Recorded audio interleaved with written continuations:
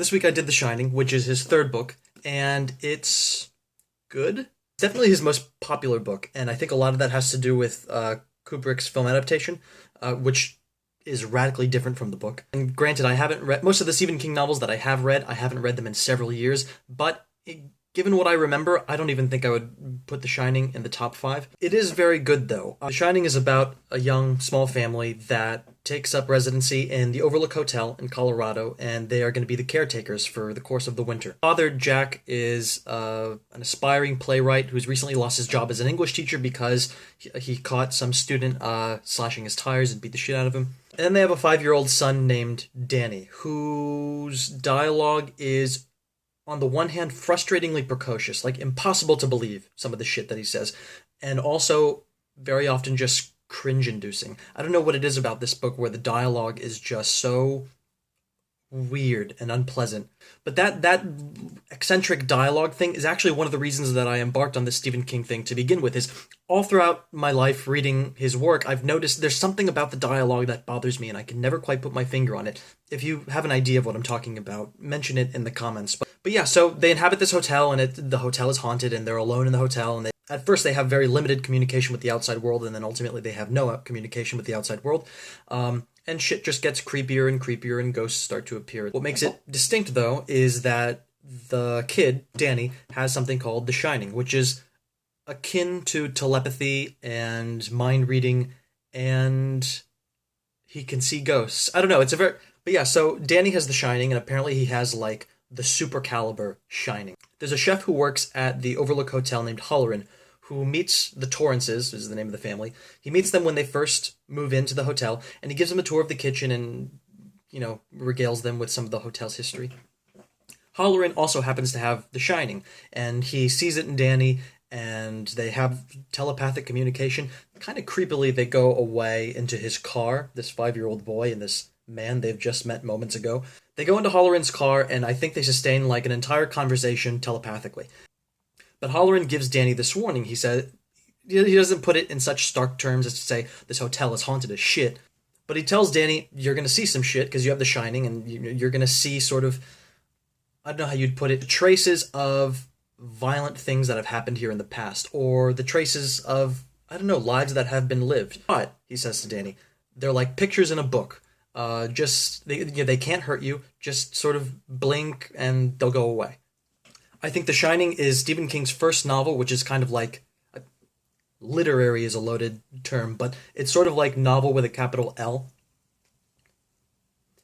This book is really about family and, I don't know about maturity, but the process of maturation.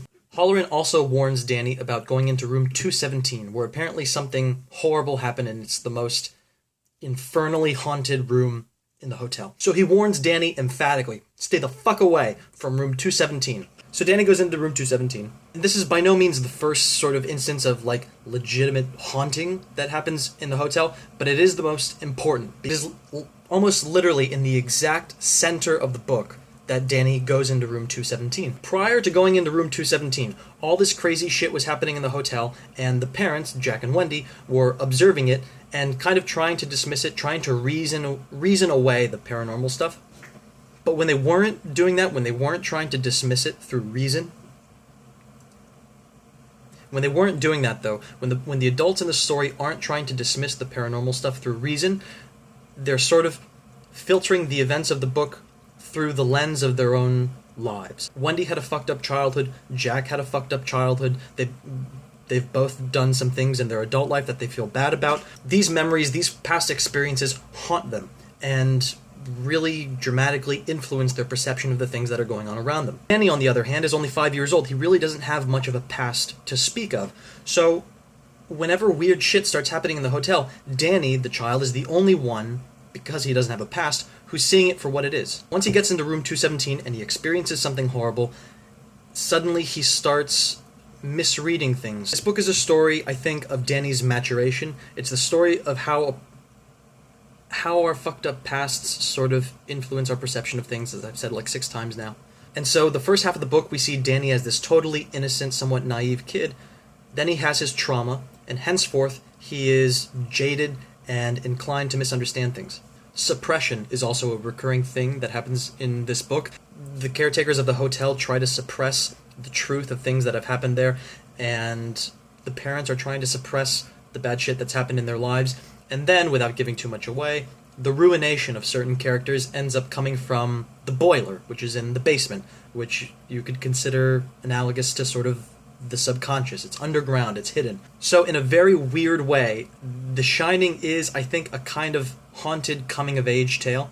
Another booktuber, the very terrific Emily Kate, has made a video review of The Shining in which she talks about how it's one of her favorite Stephen King books, and I obviously don't agree. But she does also talk about being genuinely freaked out by the scene that I'm talking about in room 217 when Danny kind of loses his innocence, you could say. I didn't find The Shining scary. I'm actually, right now, as you're watching this, I'm probably just finishing up The Stand, which is Stephen King's fourth novel. That is actually the first Stephen King novel of, I don't know, the dozen or so that I've read that has legitimately scared me. One of the aspects of the novel that she suggests is a contributing factor to the overall unease that she feels in the book is something to do with the nature of hotels themselves. That a hotel is essentially a public place. I mean, it's a business, but it isn't your home. And yet you behave in a hotel room as though it were your home. Eat, sleep, have sex, walk around naked, brush your teeth, go through all of your most intimate private routines. And yet it's not really your place.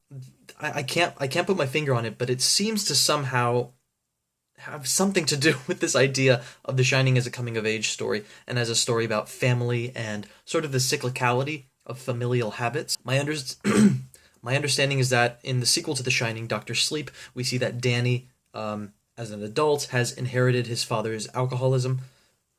There are a few things about history repeating itself in The Shining, and I think throughout Stephen King's entire body of work. I'm going to post a link in the description to Emily Kate's review of The Shining. I do think, unfortunately, that my reading of The Shining is somewhat corrupted by its reputation.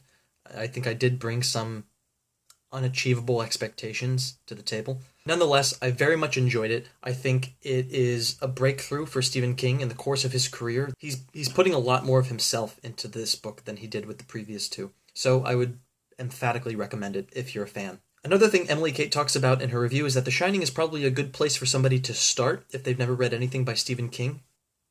I think at this point, only 3 books in, if I were to suggest that somebody start with anything, it would be Carrie.